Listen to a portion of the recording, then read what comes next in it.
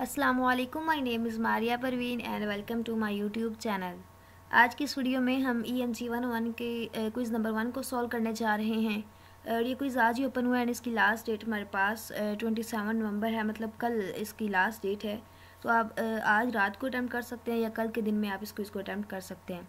तो यहाँ पर मैं जल्दी से जो है क्विज़ स्टार्ट कर लेती हूँ एंड यहाँ पर मैं हर क्वेश्चन के साथ आपको बताती जाऊँगी कि इसका आंसर कैसे है एंड ये कौन से लेक्चर से है। इसके अलावा मैंने प्रिपरेशन के अबाउट जो वीडियो बनाई है वो भी लाजमी देख लीजिएगा, उससे भी आपकी काफ़ी तैयारी हो जाएगी। एंड मेरे यूट्यूब पे शॉर्ट लेक्चर्स हैं वो भी आप ले सकते हैं। तो हम यहाँ पे जो है वो जल्दी से क्विज़ कर लेते हैं। तो जैसे हम टेक क्विज़ पे करेंगे तो हमारे पास नेक्स्ट ऑप्शन क्या आएगा, स्टार्ट क्विज़ का। तो यहाँ पे कुछ इंस्ट्रक्शंस दी गई हैं क्योंकि मोस्टली जो वो न्यू स्टूडेंट्स होते हैं जिनकी ENG-101 है। तो मैं ये बताना चाहूँगी कि जब आप क्विज़ करते हैं तो आपने अपने पेज को जो है वो रिफ़्रेश नहीं करना एंड क्लोज़ नहीं करना। उसके अलावा बाकी इतने इंस्ट्रक्शंस ख़ास नहीं है। तो अब क्विज़ स्टार्ट कर लेते हैं। तो जैसे हमने क्विज़ स्टार्ट किया तो फर्स्ट क्वेश्चन हमारे पास क्या आया है। फर्स्ट क्वेश्चन है कि in which of the following words H is silent while pronouncing it, कि जब हम किसी वर्ड को प्रोनाउंस करते हैं उसमें अगर H नहीं आ रहा, इनमें से कौन सा ऑप्शन है जिसमें H नहीं आएगा। तो फर्स्ट वर्ड कौन सा हमारे पास, हाल, दूसरा है, तीसरा हमारे पास है हेजमनी एंड हीच। तो यहाँ पे हमारे पास तो यहाँ पे देखिए हमारे पास जो है ये वर्ड जो है इसमें H हमारे पास साइलेंट होता है, हॉल में भी नहीं होता, हेजमनी भी नहीं होता, हिज में भी नहीं होता, एयर में हमारे पास H जो है वो साइलेंट होता है। क्यों? क्योंकि यहाँ पे E हमारे पास आ रहा है, तो इसलिए ये वर्ड जो है मोस्टली साइलेंट होता है। तो इसका करेक्ट आंसर क्या होगा, B होगा। इसको सेव करते हैं और नेक्स्ट क्वेश्चन देखते हैं।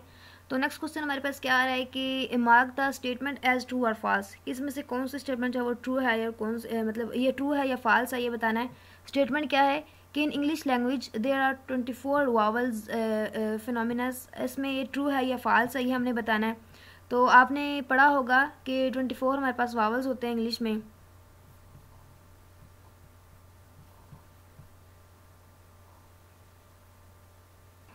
तो ये आपके पास करेक्ट है। उसके बाद नेक्स्ट क्वेश्चन देख लेते हैं।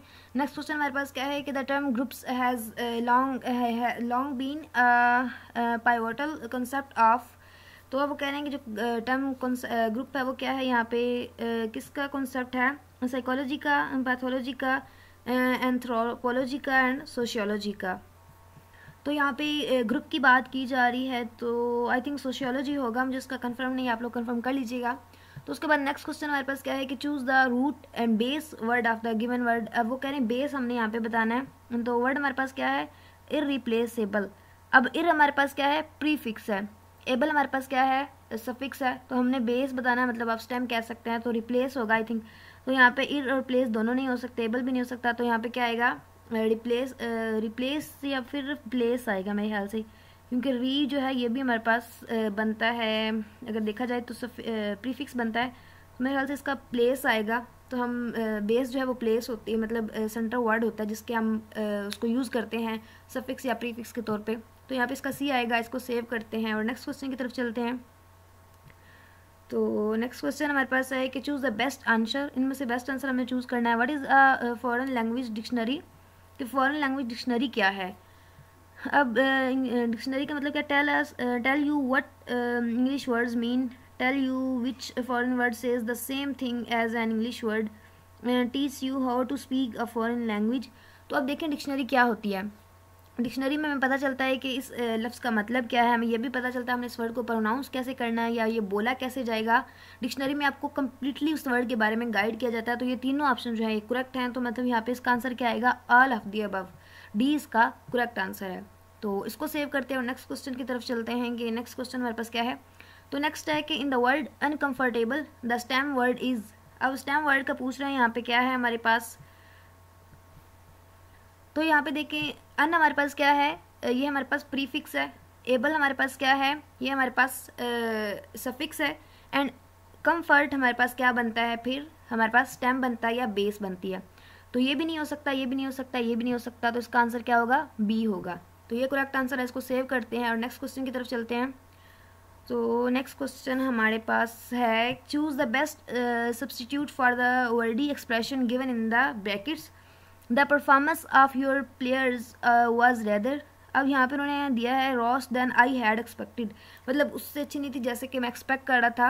अब यहाँ पे ऑप्शंस हैं बैड एज आई है। अब यहाँ पे हमने बताना क्या है, वर्डी एक्सप्रेशन बताना है इसके लिहाज से। तो अब यहाँ पे क्या सकता है, bad as I had expected, worse than expectation, worse than was expected. तो यहाँ पे इसका मुझे भी कंफर्म तो नहीं है, आप लोग देख लीजिएगा। मैं यहाँ पे इसका worse than I had expected, तो यहाँ पे हम लगा देते हैं इसका वर्स देन एक्सपेक्टेशन, कि जो उन्होंने एक्सपेक्टेशन की हुई थी वर्स देन वाज एक्सपेक्टेड। तो आई थिंक ये इसका होगा, या फिर ये भी हो सकता है। तो हम ये लगा देते हैं और उसको नेक्स्ट देखते हैं। तो नेक्स्ट हमारे पास क्या है कि how many syllables are there in the word technology. अब वो कह रहे हैं कि कितने यहाँ पे सिलेबस वर्ड जो है वो यूज़ किए। तो स्नेबल्स बेसिकली होते क्या है, मैं आपको ये बता देती हूँ। स्नेबल्स मतलब आप यूँ कह सकते हैं कि जो वर्ड्स कितने पार्ट से मिलके बना है। तो यहाँ पे देखिए पहला क्या है, टेक, आगे दूसरा हमारे पास एन ओ एल नॉल, आगे ओ हमारे पास थर्ड एंड फोर हमारे पास जी वाई, मतलब ये इसके पार्ट्स आप यूँ कह सकते हैं। तो ये 4 पार्ट से मिलके बना है टेक्नोलॉजी वर्ड जो है, इसमें इतने सिलेबल्स हैं, तो इसलिए इसका सी करेक्ट आंसर होगा। और नेक्स्ट क्वेश्चन देखते हैं। तो नेक्स्ट क्वेश्चन हमारे पास है कि which is the correct spelling. अब हमने स्पेलिंग बताने हैं। बूढ़िया कड़ीसी हमारे पास इसमें से स्पेलिंग कौन से करेक्ट होंगे। तो यहाँ पे देखिए अगर हम इन स्पेलिंग पर गौर करें तो आपको डिक्शनरी में अगर आपने कहीं पढ़ा तो उसके करेक्ट स्पेलिंग क्या बनते हैं, ये बनते हैं हमारे पास देखें बूढ़िया और क्रेसी। यहाँ पे ये इसके करेक्ट स्पेलिंग है BUREAUCRACY। तो ए इसका करेक्ट आंसर होगा। इसको सेव करते हैं, लास्ट क्वेश्चन की तरफ चलते हैं। लास्ट क्वेश्चन हमारे पास क्या है कि how many vowel phonemes are there in English. English में टोटल कितने फिनोमिनाज है। ये हमारे पास जो वावल्स वर्ड्स होते हैं वो हमारे पास आई थिंक 20 होते हैं, और टोटल हमारे पास जो हैं 24 कंसोनेंट्स होते हैं, 20 हमारे पास वावल फिनोमिनाज होते हैं। तो इसका यहाँ पे भी करेक्ट आंसर होगा। इसको सेव करते हैं। And I think first question जो है, फर्स्ट या सेकंड मुझे अब याद नहीं आ रहा, शायद हमने फर्स्ट अटैम्प्ट किया है अभी, उसका आंसर जो है वो उस कुछ इस तरह का दिया हुआ था। अगर उसमें कोई मिस्टेक हुई हो तो आप वो करेक्ट कर लीजिएगा। बिकॉज 20 हमारे पास क्या होते हैं, हमारे पास वावल फिनोमिनाज होते हैं, 24 जो है वो कंसोनेंट्स होते हैं। तो अगर वहाँ पे फर्स्ट या सेकंड कुछ इस तरह का MCQs था, अगर उसमें मिस्टेक हुई हो तो आप वो करेक्ट कर लीजिएगा। बिकॉज जल्दी में मुझे भी याद नहीं रहा, शायद वो रॉन्ग हो, मुझे कंफर्म नहीं आया, क्योंकि मैंने अभी अटैम्प्ट किया तो मैं देख भी नहीं सकती कि वो कौन सा क्वेश्चन था। तो आप वो देख लीजिएगा। मज़ीद 10 क्वेश्चन जो है मैंने आज की इस क्विज़ में आपसे शेयर किए हैं। एंड आई होप कि इससे आपकी हेल्प हुई होगी और आपको आइडिया हो गया होगा कि किस तरह के क्विज़ आपके MCQs वगैरह आ रहे हैं। मोस्टली ग्रामर टाइप ही होते हैं, जैसे कि आप स्पेलिंग कह सकते हैं, एंड सिनोनिम्स एंटोनिम्स भी आ सकते हैं।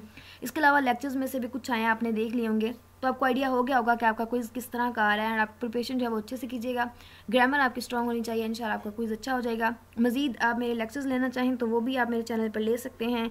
इसके अलावा क्विज़ की प्रिपरेशन के बाद भी मैंने वीडियो डाली थी, आप वो भी देख लीजिएगा। मज़ीद वीडियो अच्छी लगी तो प्लीज़ लाइक कीजिएगा, फ्रेंड्स से शेयर कीजिएगा, एंड अगर चैनल पर न्यू है तो चैनल को लाजमी तौर पर सब्सक्राइब कीजिएगा। Thank you so much for watching my video. अल्लाह हाफिज़।